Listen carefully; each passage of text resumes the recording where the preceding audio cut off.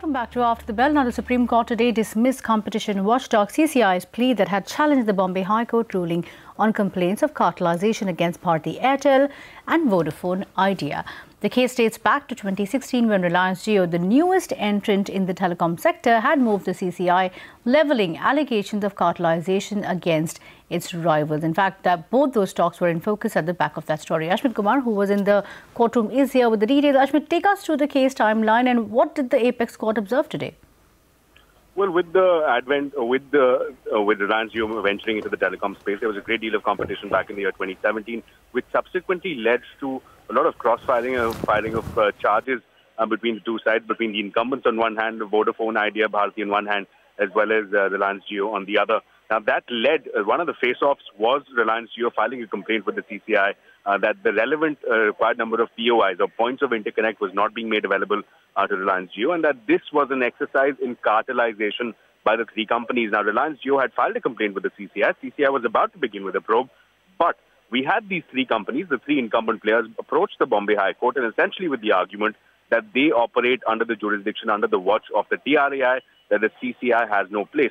Now, the Bombay High Court appeared to have agreed with the three incumbents, and subsequently we had the CCI move the Apex Court, move the Supreme Court in January of this year. Again, we had seen an exchange of arguments between the two sides, but at the end of the day, what we understand is that by way of today's judgment, the Apex Court has clarified that this is a dispute which is strictly in the domain of the TRAI, that the TRAI is briefed and seized of the matter, and that the TRAI needs to decide on the issue of jurisdiction, and only then can the CCI move. So effectively, CCI's petition has been dismissed. CCI's probe that it had sought by way of this dismissal has also stopped, and the Apex Court has made this clear that this is the TRAI's domain, this is the TRAI's jurisdiction, that the CCI has no business here, and by way of that, any probe against cartelization charges have also now been scuttled against Bharti, Idea and Vodafone. Back to you.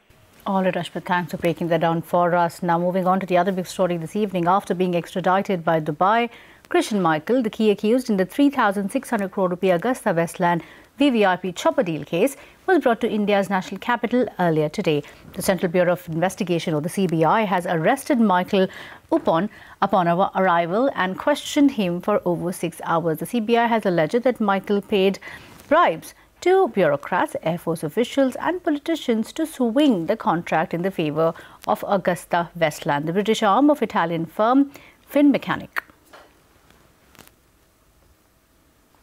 Moving on to election exchange. While campaigning in Rajasthan for the upcoming state elections, Narendra Modi brought up the extradition of Christian Michel from Dubai. The Prime Minister attacked the Congress for the alleged role that Michel played in the Augusta Westland VVIP Chopper case during the UPA regime. The PM in fact said that Michel will now spill the secrets of the politicians he had served back then. Here's what he said. मैंने कहा था helicopter कांड हुआ था कि नहीं हुआ था, हजारों करोड़ का घपला हुआ था कि नहीं हुआ था, देश में वीवीआईपी हेलीकॉप्टर, और वो चिट्ठी तो मालूम होगी, मैडम सोनिया जी की चिट्ठी है, सारी फाइलें कागजें पता नहीं कहां कहां लगा दिया था, ढूंढते रहे और उसमें से एक राजदार हाथ लग गया। ये दलाली का काम करता था। हिंदुस्तान के ये नामदारों के यार दोस्तों को वो कटकी देता था, उनका ख्याल रखता था। भागा हुआ था, इंग्लैंड का नागरिक था, दुबई में रहता था, शस्त्रों का सौदागर था, हेलीकॉप्टर बेचने खरीदने में दलाली का काम करता था, राजनेताओं को सेवा शुश्रूषा दुबई में करने का काम करता था। भाइयों बहनों, आज आपने अखबारों में पढ़ा होगा, भारत सरकार कल दुबई से उसको उठा करके ले आई है। Now, in fact, the Defence Ministry's Canteen Stores Department clocked revenues of 9,500 crore rupees in the first half of FY19 and in fact expects to exceed revenues of 18,000 crore rupees that it clocked in FY18. Sources tell CNBC TV 18 that the CSD had sought more funds from the Ministry of Defence for purchase of products for Army canteens. Priya Sheth is here with the details. Priya, FMCG firms like HUL, Godrej Consumer, Inami have seen sales declining from the CSD channel. So, where is this revenue growth coming from, and will sales continue to be impacted for FMCG firms? Well, interestingly, the canteen stores department has decided to exceed the target of revenues by 18,000 crore rupees by FY19. In fact, do remember that in the first half of this financial year, the canteen stores department clocked revenues of 9,500 crore rupees.